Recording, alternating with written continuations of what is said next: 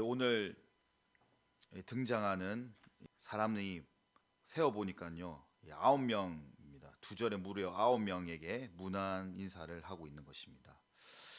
우리 14절에 나오는 이 5명 중에 14절에 나오는 5명 중에 블레곤을 제외하고는 다 노예입니다. 노예.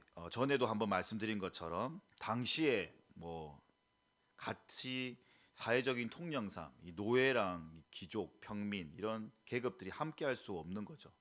철저한 어떻게 보면 계급 중심의 사회에서 오늘 이 성경에는 이들의 이름이 함께 다 나오고 있는 것입니다.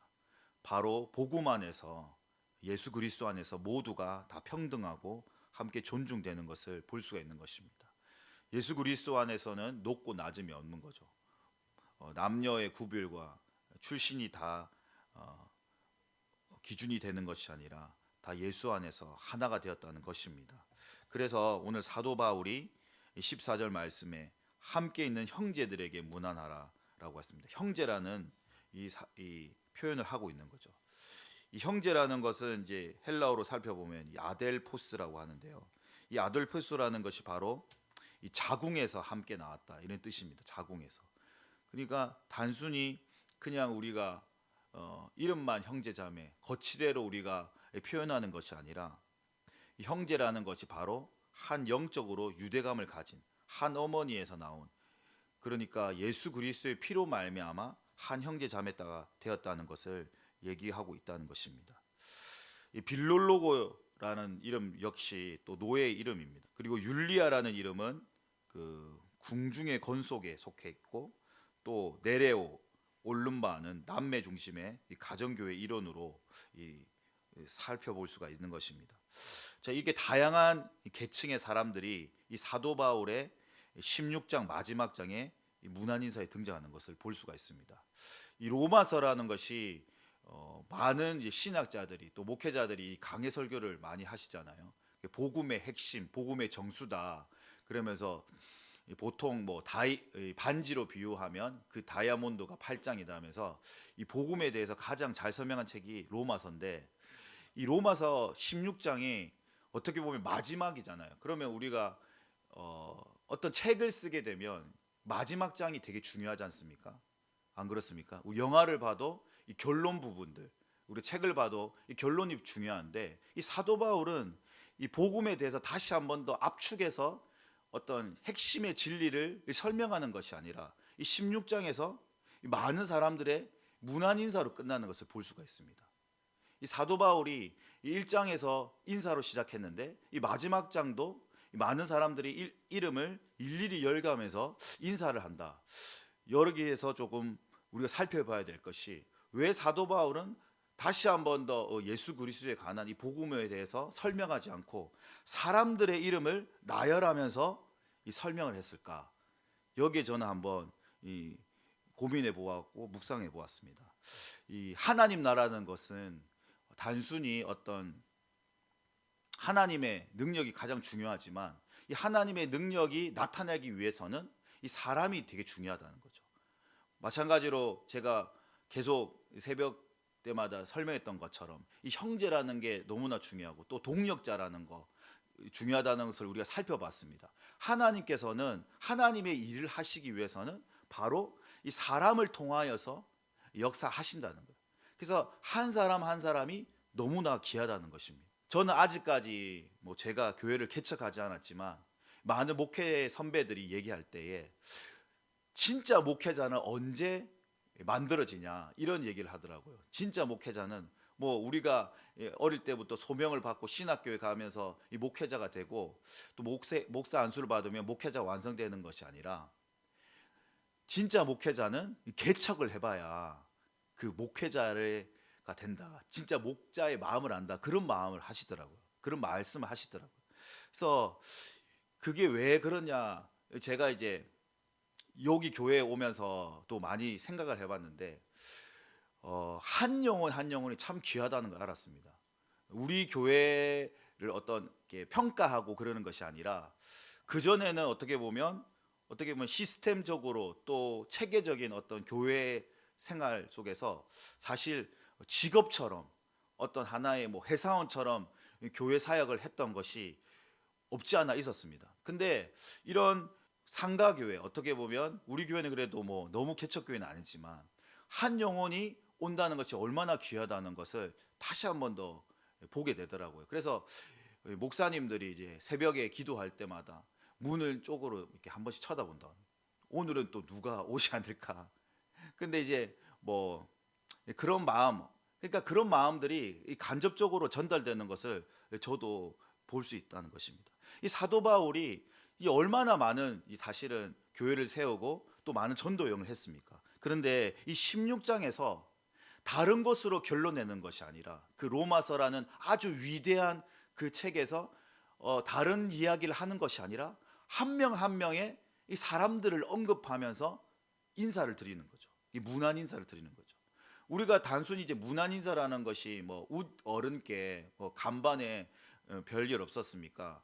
뭐 식사하셨습니까? 뭐 이런 형식적인 인사가 아니라 이 사도 바울의 문안 인사라는 것은요, 한 명의 한 명의 영혼을 돌보는 마음, 그러니까 한 사람 한 사람 마음을 그리스도의 사랑으로 품고 그 인사를 건네는 것을 우리가 알 수 있다는 것입니다.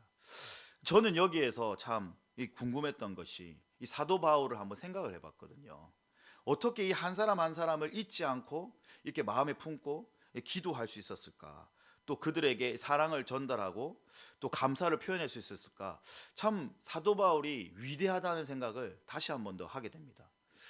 때로는 이 뭐 저는 아직까지 부교역자이겠지만 라서 그 담임 목사님의 한 교회를 담당했을 때의 그 마음을 알지 못하지만 사실 작은 교회에서 작은 부서를 담당할 때도 항상 씨름하고 있다는 것이 무엇이냐면 한 명의 영혼들을 내가 진짜 사랑할 수 있는 그 마음이 부어지지 않을 때, 어떨 때는 낙심되고 마음이 상했을 때 참 나의 이 목회에 대한 정체성에 대해서도 많이 생각을 해보게 되거든요.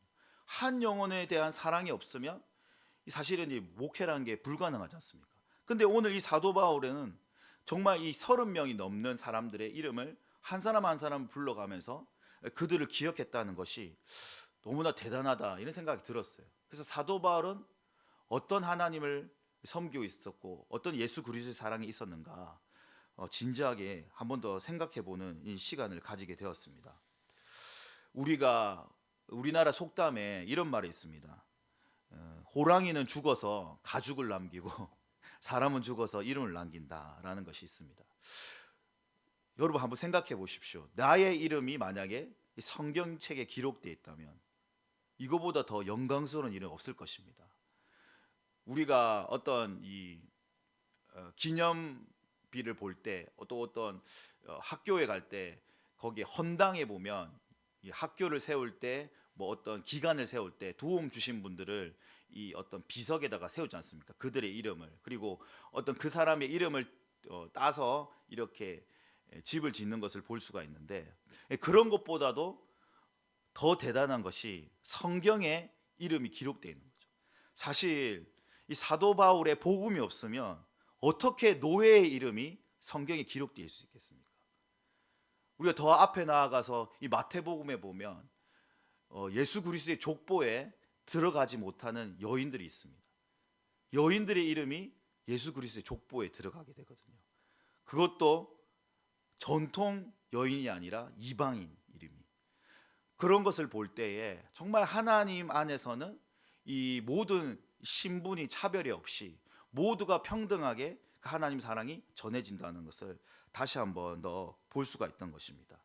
그래서 이 초대교회는 계층과 상관없이 누구든지 그리스도 안에서 형제 자매가 될 수 있다는 것이죠.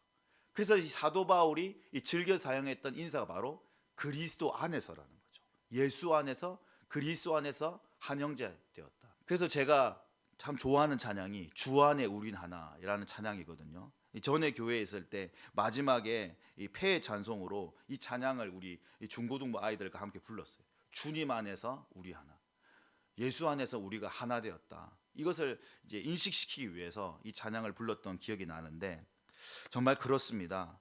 정말 바울과 함께했던 사람이 어떤 신분이 높은 사람이고 재력이 대단했던 사람들이 아니라 이들 중에 오늘 말씀드린 것처럼 이 노예 출신의 사람들이 어떻게 보면 사도 바울의 곁에 서서 사도 바울의 선교 사역을 도왔다는 거예요.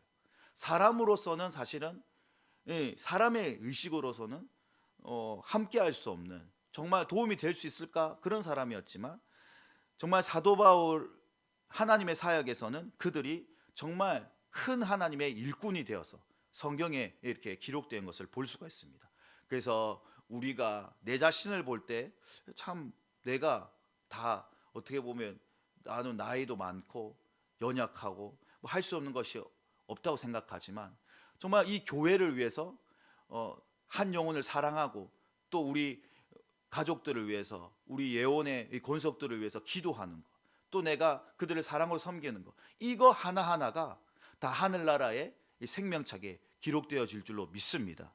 우리가 그런 하나님의 나라의 백성으로서의 자부심을 가지고 정말 한 영혼을 사랑했던 사도 바울처럼 하나님 나에게도 그런 사랑을 날마다 부어주시고 공급하여 주시옵소서. 그래서 하나님 나라에 쓰임받는 그런 일꾼으로 하나님 나라에 기록될 수 있는 그런 저와 여러분이 되기를 예수님의 이름으로 축복합니다.